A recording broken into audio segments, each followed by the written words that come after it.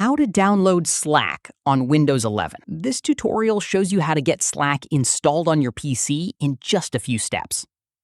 First, open your browser on your Windows 11 PC.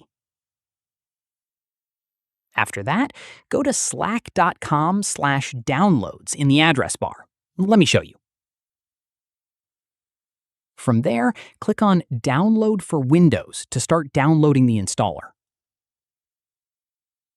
At this point, once the download is complete, open your Downloads folder and double-click on the slacksetup.exe file to launch the installer.